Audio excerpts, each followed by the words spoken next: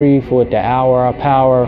Go to Hour of Power Shareef Hamid on YouTube. Subscribe and share the channel. You know the motto, so we can continue to lift the mind, body, and soul of our people. We are at Vegan Flavor Cafe, 1720 Guest Road, Storefront 18 here in Durham, North Carolina. Definitely support this great business. So I have the honor of speaking to my good brother here, Brother D'Juan. What's the middle name? Dirty South Owens. Yes, D'Juan Owens. So he is our people's champ and our new MMA champ. So we're going to talk with this brother, and he's going to give us some wisdom and tell us about his great career. So for those who don't know you, brother, introduce yourself. My name is D'Juan Owens. I know a lot of times when people think about their occupation as if that's, the main thing. Professionally, I'm a prize fighter, but I'm into a lot more things than that. But professionally, what I do is I'm a prize fighter. I'm an MMA fighter.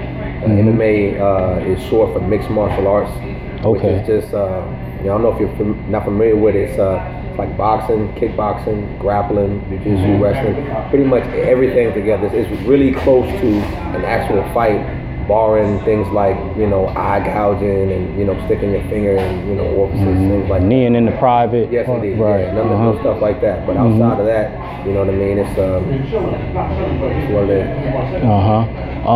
And what about your background growing up, brother? Are you from here in Durham? I grew up in Gulfport, Mississippi, so from the bottom. My mother was in the military, so we traveled a lot. I never.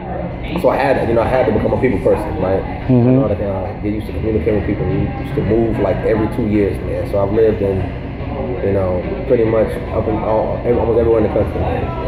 Switched schools probably about maybe 10 times growing up. Man. Wow. Do you remember much about the Mississippi area, or? Yeah. I go back sometimes. Mississippi is just. Wow, it's a really, really tight-knit community, man. I'm going to generalize here, and, of course I may be biased, but just a really good-hearted folk, man. A lot of, we're big on eating down there. A lot of us just, short, nice, chubby folk.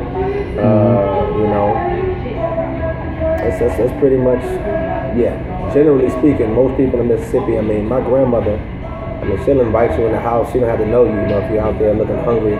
So it's real community minded, man. I grew up like that. Okay. And tell us, brother, how you got into MMA fighting, and is that how it actually started, or was you in a different division of fighting? Tell us about your start. Well, actually, when I was younger, man, I never played any sports, man. I was just a short, chubby kid, man. I was a jokester more than anything. But when I was 17, I enlisted into the Marine Corps right out of high school. So I remember they used to have a television show called The Ultimate Fighter. So my roommate and I were just watching the show one day, and I'm like, man, what is this stuff? I had heard of it, a while ago, but I didn't know it had, come back to the forefront. I think initially when I heard of it, it wasn't sanctioned. It was just some underground stuff, and I was a child, so I didn't really, appreciate it as an art or something like that. I thought it was just, But so anyway, through the TV show, I kind of just. I thought, man, I can do something like that, man. I can really get into it. So I never thought of it like it was a barbaric thing. I always saw the art in it, if that makes any sense. And I told myself when I got out, I was gonna, get into it. I was gonna train. Then when my enlistment was up, moved to Raleigh. Like I said, up in Mississippi, so I eat. Started getting kind of chubby, and I was like, man, let me just go to a gym. I was just gonna train. Went there, started training, got destroyed like the first day, of course. And then, I just remember being frustrated, like, man, how can this person, 105 pounds, twist me up and ball me up like this? And I remember thinking, like, if I learned that. So at first, sometimes you start something for certain reasons, but as you progress, you start appreciating it from a deeper perspective. So fell in love with the sport, started progressing, took my first amateur fight, and the rest is history. And the first amateur fight was in Raleigh? Yeah, it was in Raleigh. What happened, there was a teammate of mine who had a fight. At this point, I didn't really have much intention to fight, but I had been going to the gym about 6 months. I started getting pretty good, doing better than people had been training a lot longer. One of my teammates who was around my weight, he was already an amateur fighter. I think he backed out the fight. He got hurt. Yeah, he had a knee injury, and the promoter asked my coach, "Do you have any other guys?" So the coach was like, "Hey man, you and Johnny, you all go head to head, man. You want to take this amateur fight? I think you're ready." And the guy that he fought already had like 4 amateur fights. Man, I was like, man, I don't know. What do you think, Coach? He was like, "I'm ready." So took the fight, won, and then I just remember. It was weird. It was like when I won at that moment in my life, everything was right, and I just got addicted to that feeling, and I said, I wanted to do it again. So that's pretty much how it started. Now, what's the difference between MMA and what they see on TV, like the UFC? Oh, okay. Okay. So MMA and UFC technically, so the UFC is a league. MMA is what you do. So MMA is akin to MMA is to basketball what the UFC is to the NBA. So a lot of people say like, oh man, you do that UFC, and it's like, no, UFC is what we're trying to get to, but UFC isn't a sport. UFC is a league, but it's such a dominant league. It's the marquee league that people naturally equate it to MMA. So yeah, MMA is the sport. UFC is the league. So ultimately is do you think you'll be able to do any fights in that league? Is that your goal, or? For sure, yeah, that's the goal. We'll definitely be there. Honestly, I feel like we'll be there this year, 2018. From a credential perspective, like you said, with a #1 fighter in the Carolinas, not personal opinion, but through the rankings that they have here, Fight Lab lightweight champion, and I think the thing with the UFC is just about momentum, getting your name out there, and keeping the winning streak. The streak is important. So we got a lot of momentum coming into 2018. We're not resting on our laurels. We're just gonna keep on, keep building, keep striving and grinding, and I'm sure 2018 at some point we'll get the call to the big show. Now, a lot of, I'll say it like this: people who watch these events, they probably have no idea the training that it takes to be prepared. They're just looking at it, and they probably think you just wake up one morning and do a couple stretches and push-ups, and then it's time to go. Could you? We know that's not the case. So could you let us know what your training regimen is and what it takes to be a top level performance, man? As with any sport, man, you're gonna have what we call armchair quarterbacks and things like that. But you understand, when you see 2 people fighting, these are professional fighters. So if you see, guys not fighting the way you think, it's because the other guy he's fighting is so skilled. I remember when I was young one time, as a matter of fact, just imagine seeing somebody in the NBA and they're always on the bench. The young folks say like, oh man, this guy's sorry, man, he's always on the bench. He's not LeBron, he's not this. But if this same guy was to come to the local court, he would destroy everybody. Man. Yeah. So somebody great is something that can make somebody good look bad. So when we fight, we're fighting other professional fighters, and to compete at this level, I've got to train jiu-jitsu, which is a grappling art with submissions, wrestling, which is like pretty much the transition from standing to ground fighting, striking, and with striking, there's different types of striking. You've got boxing, Muay Thai, and a few others, but those are the dominant ones. So I have to be what we call well-rounded. No matter how good you are in one aspect of fighting, if you cannot keep the fight in that aspect, then you can get taken out. If you're a great striker, someone takes you to the ground, you're going to get submitted. If you have great grappling, but you don't know how to get the fight to the ground, you don't have wrestling, then you'll get outstruck. So obviously, this is a real basic way of explaining. There's a lot of variables involved, but yeah, you have to be incredibly well-rounded. You have to be in shape. Your cardio has to be. You got to really put the work in. When you see you're young, you get into it with your cousins, or you see some folks fighting, at school or something like that. They're fighting for 10, 20 seconds. Somebody breaks it up. They're huffing and puffing. Right. So again, you're fighting someone for, these rounds are 5 minutes, at high pace. And again, this is a skilled person. This is someone whose job is to fight. This is a proud fighter. So it's a lot goes into it. Now, how about, I remember talking to you before, and you was telling me about a no sugar diet that you was on. Talk about what that entails. Yes, indeed. Well, at that point, I had cut sugar. Well, let's be honest, sugar is poison. We don't need sugar at any time, right? But when you when you're prize fighting, like boxing, like wrestling, like kickboxing or MMA, we have what they call weight classes, and this is just to make sure that the weight discrepancy isn't offsetting the skill discrepancy, right? So even with weight classes, you're still going to have people at kind of different sizes, but without weight classes, you can have a guy who's 180 pounds fight someone who's 250 pounds. A guy who's 180, he can be much more masterful at martial arts. He can be a better fighter, but this guy is just so big, so sometimes it's hard to offset that, right? Because just because someone's big doesn't mean they're not going to be skilled also. That being said, we have weight classes, so making weight, we call it making weight. That's getting down to your weight class. It's the fight before the fight. It takes a lot of dieting, strict dieting. You gotta lower your carbohydrates, up your protein. You have to do a lot of cardio. You really want your body. If our bodies are operating at maximal level, we will have lower body fat, right? And again, that's a lot of us don't walk around with 8-9% body fat. That's a process. So in addition to actually fighting, you have to make weight. Another small detail about making weight, they have weight limits where this weight class is, let's say this weight class is 145 to 155. We have weigh-ins before the fight. You only have to be at the top of the limit that day. And then after the weigh-ins, you can weigh whatever you want. So I fight at 155, we call that lightweight, but I normally weigh around 182, 183. So for someone who, maybe not familiar with prize fighting, they may say, oh, well, why don't you fight at your walk-around weight? Why don't you fight at 183? If I was to fight at 183, the top of that weight class is 185. So if I was to fight at 185, I would weigh 183.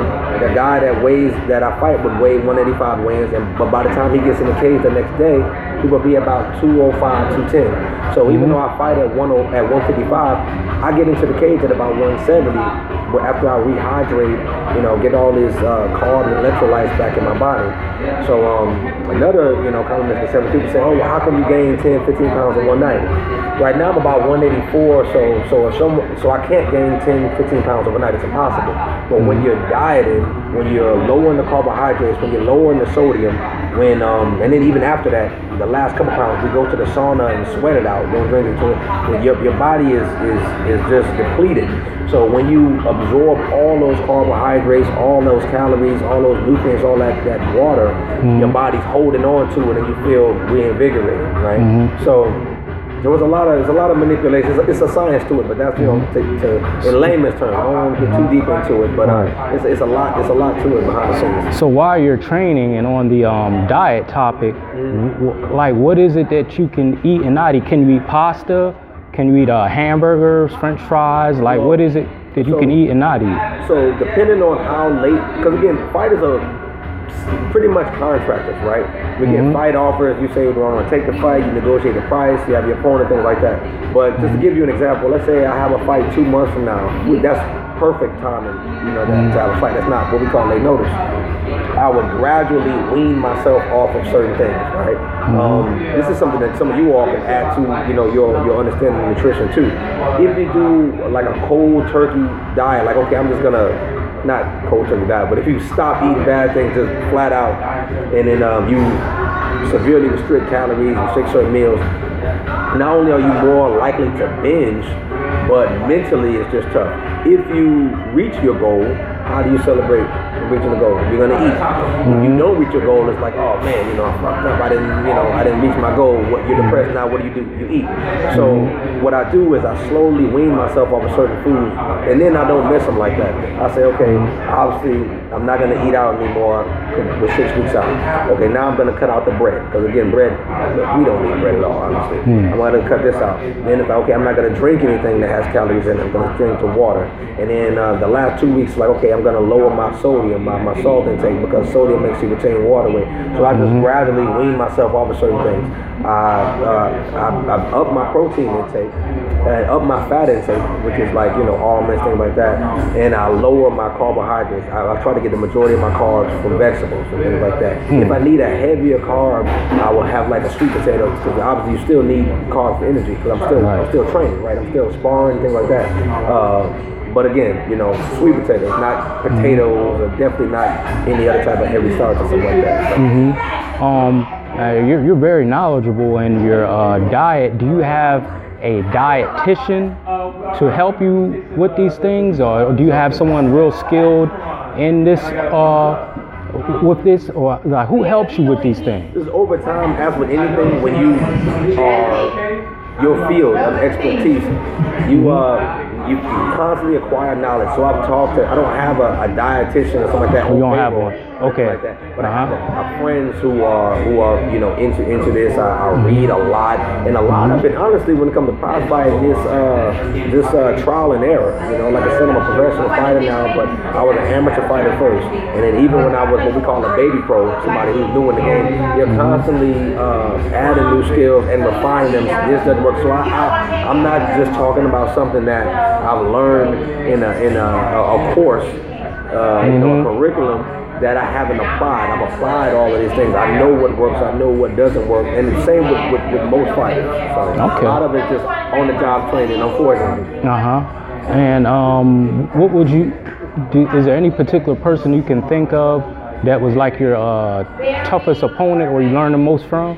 Well, this last fight was very tough. You know, this last fight, you know, it was a 5-round fight, but won a unanimous decision. But our opponent, a young brother from Charlotte named Ryan Jett, extremely tough fight. The reason it's hard to give a direct answer for that is because the toughness or the difficulty of the opponent is relative to my experience at that point, right?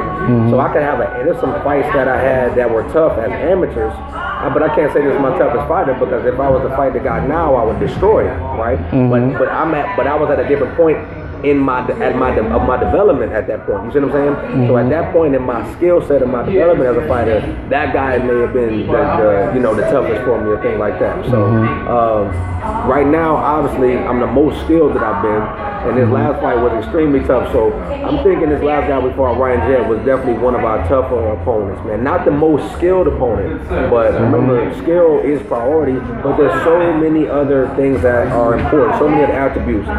Your cardio, your heart, your speed, your strength, your confidence, you know, and your skill, right? So again, skill is important, but there's so many other things also. And this guy, he was technical, but I beat more technical guys, but they weren't as physical as he was. They weren't as aggressive as he was. They didn't have the cardio as he was. So overall, I think this last opponent is probably one of the toughest guys I fought. And the last fight that you're referring to, that's the fight where you won the title? Yes, indeed. Can you explain that? Is it like different divisions? Is it just one MMA division or league? Yeah. We won the Fight Lab lightweight championship. This brother, he was so let's put it like this. There's different promotions, right? So you can have an exclusive deal with a promotion if you have them in the contract. So I'm not under contract with them, so that means I fight for them, but I'm allowed to fight for other promotions also. Like when we get to the UFC, while I'm contracted to UFC, you can't fight for another promotion, you know what I mean? But then again, the UFC also has the type of money to say, hey, we're giving you this kind of paper, you know, don't be out here fighting somewhere else. The promotion I'm at now, you know, obviously, you know, they're coming up with decent money, but the type of incentive that they provide isn't enough for me to say, like, hey, I'm not going to fight for this show too. Because again, I'm a prize fighter, so we got to understand, martial arts is, you know, what we use, but prize fighting is my job. It is my job to compete, to make money, you know what I mean? Because I have a family, so also, you know, I've gotta do what's smart financially. So if a good offer comes up on another show that's not too close to defending my title, obviously that's priority, then I'll fight on that show too. So yeah, this was just one league that we're fighting for. Charlotte-based league is one of the premier organizations in the area, Fight Lab. So yeah, we fought for a vacant belt. Oh, okay. So if you was to get a better offer, you could actually go to different league and win another title. Yeah. Is that on the table, brother? Yes, indeed. Until we get to the UFC, again, once you're in the UFC now, this is the, you know, eyes on it for sure. Like I said, the money, the notoriety, everything is so much more. But we can win belts in other promotions too. And now that we have this belt, this helps our bargaining power. You know what I'm saying? So if another promotion approaches me, you know, they're speaking to me as a lightweight champion. So obviously some things go without being said. Don't approach me with some crazy paper. You know what I mean? Don't approach me with, you know, ridiculous offers. So even though the skill was the same, this definitely helped from a credential perspective and a bargaining perspective. Now I wouldn't disrespect this promotion. They've been real supportive of me and fight. Like I would prioritize this because I have a belt here. You know what I'm saying? So if another promotion offered a fight that was a little bit too close, maybe a month away or something, I wouldn't do that. But within reason, if we get some good offers, we'll just be the belt collector until we get to the big show, man. We right. Want some more. Now, what exactly would it take for you to get on the UFC, or is this belt that you have now, is that like almost a deal breaker to help you get to that level? It definitely helps. It definitely helps. So with the UFC, the thing that's tough about it, there's no exact, they don't have an algorithm, right? It's not an exact science. It's just you get on their radar, they see you, and you're winning. But the most important thing is you have to be on a win streak. You cannot get to the UFC coming off a loss, no matter how many wins you have. But the UFC needs to maintain. Even if it's just one loss? Yeah, but you can have a loss, but they won't call you coming off of a loss. You see what I'm saying? Like your last fight can't be a loss.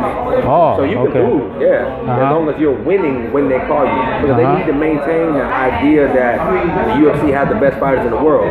So let's say they want to get a fighter, they're about to make the call, he loses a fight.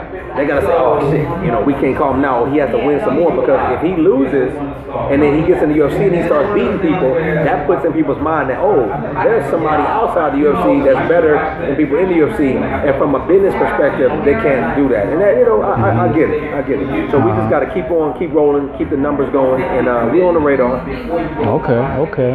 And you want to show us the belt that you won? Oh, yes indeed. So I brought it out here. This is the lightweight championship. Belt. Yeah. This is the belt. No fur in there. Right. But so this is the lower for the promotion. This is the what's lightweight at? I thought they had lightweight on it.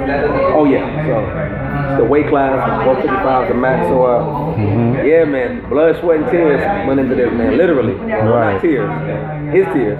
The blood and sweat, definitely, man. Like I said, that was a tough fight. The brother, regardless of what I feel about him as a person, you know, he came to fight, he came to win. You know, Charlotte was his hometown, so, you know, he showed up. We took some damage out there, man. The brother had, you know, he had me hurt in the second round, you know. But we regrouped, and we came back to dominate, man, you know. The ancestors definitely, you know, we had to call on them, so, you know, I feel good about that. And you have made a couple trips to Africa with the youth over there. Now, was that revolved around your career? Was it something other purpose for it? Can you tell us about that? Yeah, well, I've been to Uganda 4 times now. I've been to Senegal once. And, you know, let me just put out there from an ideological perspective, I'm a Pan-African, which just means, you know, I believe that black people should operate as a nation within a nation. And wherever you are on the planet, if you're black, you're African, and our fate is intertwined. You know, if you want to learn more about Pan-Africanism, just research it online. But so this is my guiding light. This guides my thought process, my consciousness, and my loyalty.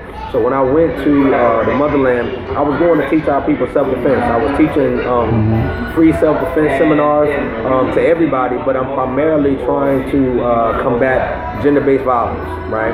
And you said gender-based violence? Gender-based violence. Oh, okay. Right? So obviously this is something that, you know, is everywhere, it's global, but the resources, some of the places I visited, people didn't have the type of resources for accountability that we may have here. So one thing I want to be clear about, from a moral perspective, it's not that, you know, people wouldn't do as much, it wouldn't be as much in the same numbers as it is in some places, but there's just a little more accountability here, you know, through the police force is funded better and things like that. But as we know, people can get away with some things the same way in countries that I would say are more economically developed, they would still do the same thing. So yeah, primarily teaching self-defense seminars. I taught some kickboxing and MMA seminars to some of the fighters there too, but my main focus was teaching self-defense seminars to our people out there, and also speaking to our brothers about you know, consent, just different ideas of, from a sociology perspective. And you said this was in Uganda? Yeah, Uganda and Senegal also. So Senegal, I only went to Senegal once. I went to Uganda 4 times, but the trip to Senegal, we taught some self-defense seminars there, but we partnered with an organization called the Lionheart Initiative, and they primarily focus on spreading MMA throughout Africa. So for them to have a pro fighter come on board, they were real appreciative of that. And wonderful organization, man. The owner and the founder of the organization, A.K. Rupert, he's a real behind-the-scenes brother, so probably not gonna like it. I'm dropping his name, but real conscious brother, Senegalese brother originally, and he's putting in work for our people over there also. So we just connected online through some of the work that he saw I was doing in Uganda, hit it off, and then next thing you know, I'm out there teaching there too. So. And what's the social life over there in Uganda compared to America? Are they impoverished, or is that just something we see on TV? I know it's a lot of history there. For sure. Well, I've only visited 4 African countries, so let me just speak on Africa in general. Obviously, we understand there's a lot of propaganda out there, you know what I mean? There are always things that are pushing us not to go back home, but when you go there, you see everybody else over there, right? You see everybody else doing all so let me put that out there first. But there are places for people who have their paper like that, regardless of where you. One thing I want to say, in a system of capitalism, it doesn't matter where you're at on the globe. If your finances are in order, people create an oasis of just comfort anywhere if it's like that. But socially, like you said, from an economic perspective, it's definitely tough. You know what I mean? Our people are definitely, impoverished in a lot of places, subjugated, no different than we are here, which is why I tell folk all the time our faiths are intertwined. So even so we are Africans in America, we're definitely living better. So we need to understand that. That doesn't mean we should be grateful to anybody because they're not doing it for us. We're just in closer proximity to the dominant society, right? Over there, from a political perspective, they're still running things over there, but just by damn remote control. So since they're not physically there, obviously things are going to be in, a little more disarray and things like that, man. But our people are resilient, and they're constantly striving, grinding, and putting in work, trying to progress. But I definitely saw levels of poverty that I had not seen in person. And and I've been to some places, stateside that I've been some places, man, but some of the things I saw were really tough. They were really tough, man, but it just motivated me more. What do you think about what's going on in Libya? With the human trafficking of slaves, like geographically, how far were you from Libya? I know Africa is a huge continent. Yeah, we were ways away, but Africa is huge. Not to get too off topic, but there's been a lot of developments and debate in adjusting maps because the size that we've been seeing of the projected size of Africa that we've been seeing on majority of maps in childhood is distorted, right? But anyway, to get on what's on, Uganda's far from Libya. Uganda is closer to the east, you know what I mean? So really far, you know what I mean? But Libya, obviously this is an incredibly unfortunate situation. A lot of our brothers and sisters are being sold they're enslaved and being sold for, I think they said around $400 US. One thing we gotta understand, slavery has never ceased to exist. Obviously it just exists in different ways, right? Obviously this way is the prison industrial complex and things like that.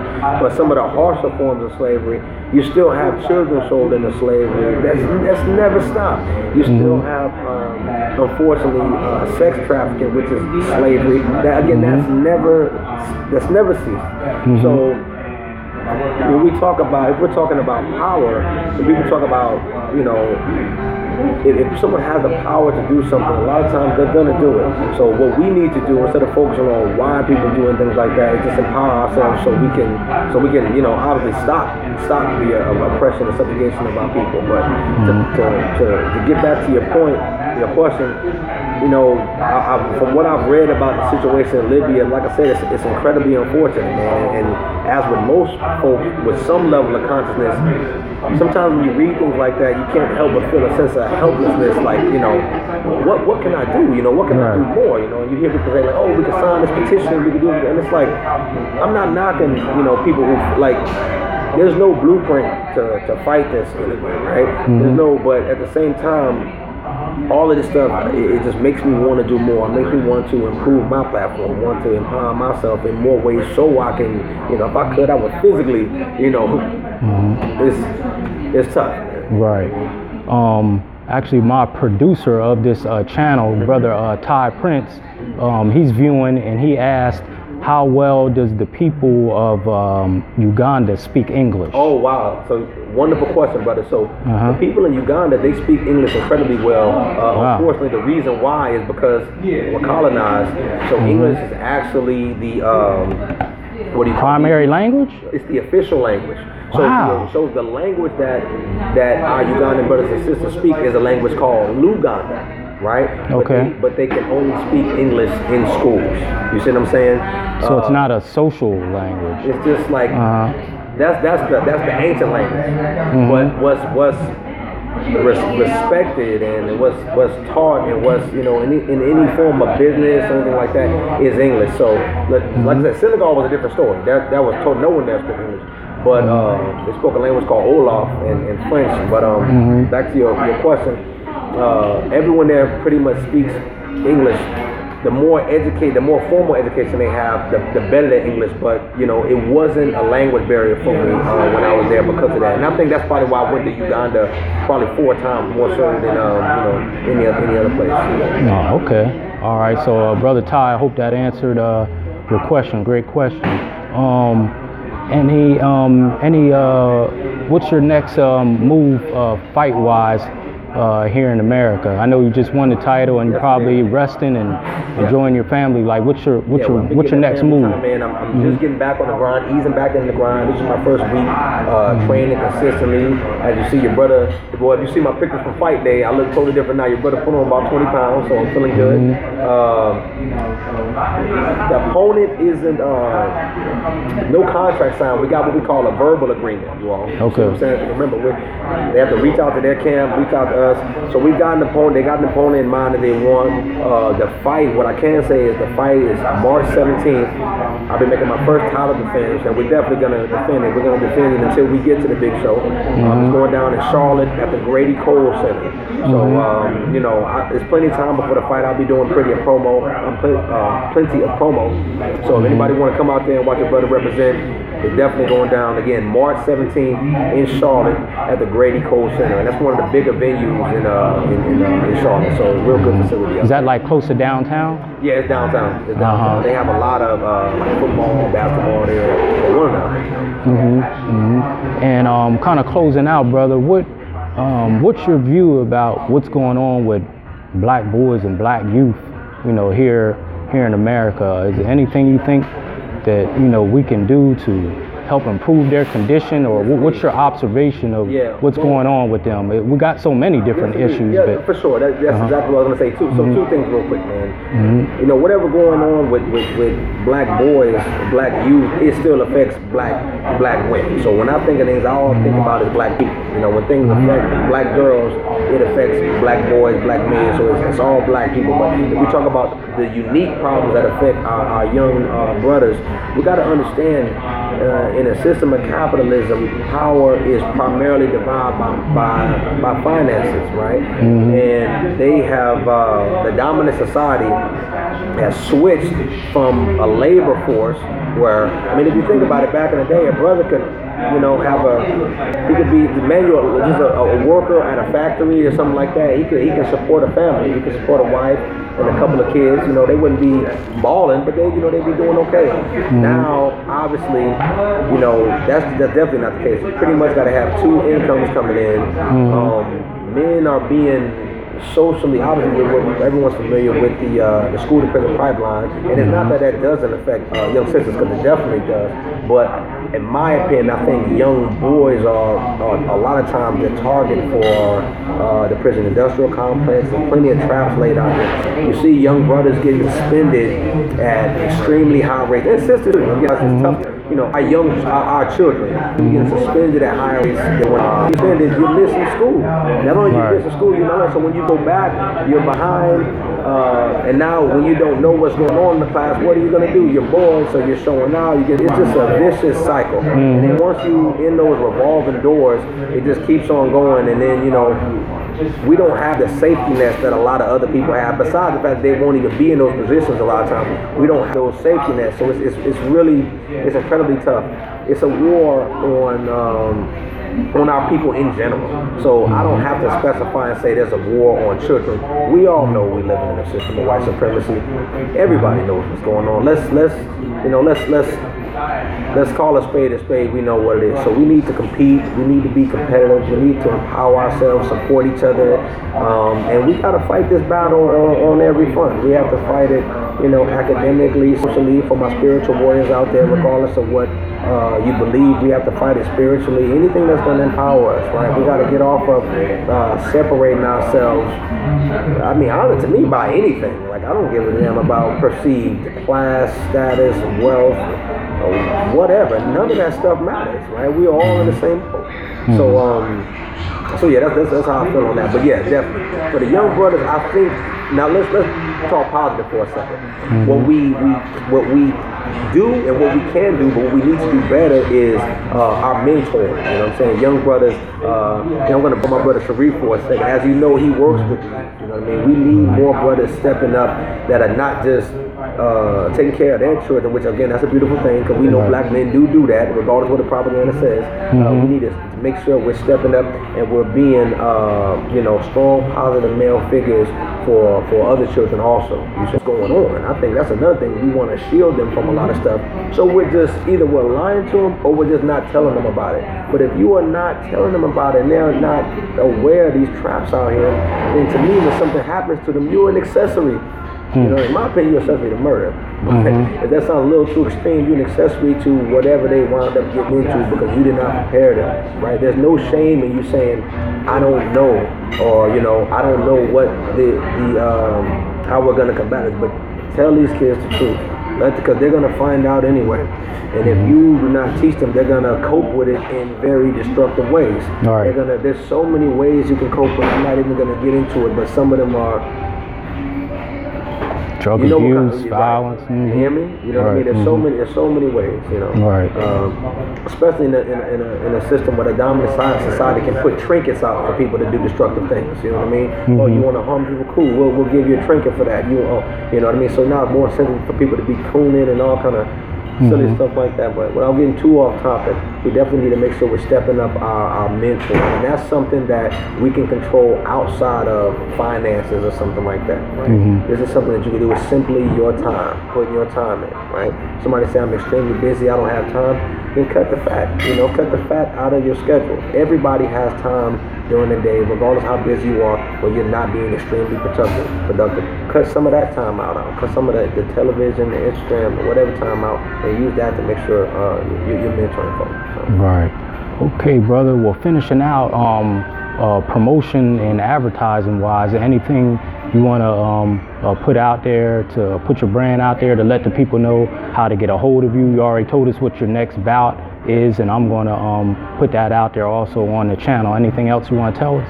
Well, if anybody wants to get in touch with me for any reason, I'm on Facebook, D'Juan Owens, D'Juan Owens. I got a fan page where you can like it. If you want to, cool, but find my personal page, because my sister helps run my fan page. But if you want to interact with me, find me on Facebook again, D'Juan Owens.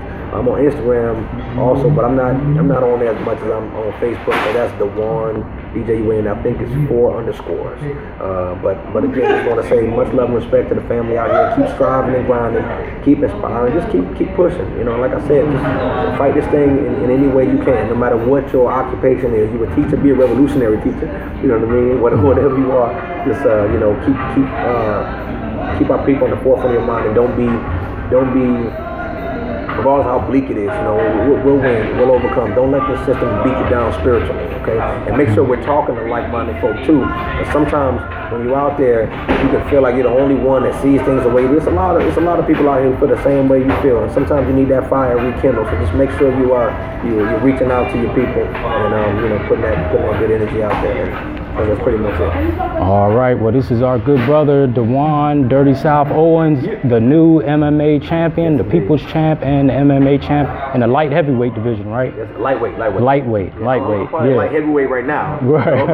But when I get back on the ground, we'll be back down lightweight. Okay. And of course, this is the Hour of Power of Brother Shareef. Go to Hour of Power, Shareef Hamid on YouTube. Subscribe and share the channel so we can continue to lift the mind, body, and soul of our people. Peace and blessings. Want to show us that belt one more time, brother? Yes, indeed. Yeah. Yes, sir. We are proud of you, brother. Yes, indeed. I appreciate that, brother. All right, thank you. Much respect. Yep. 1075.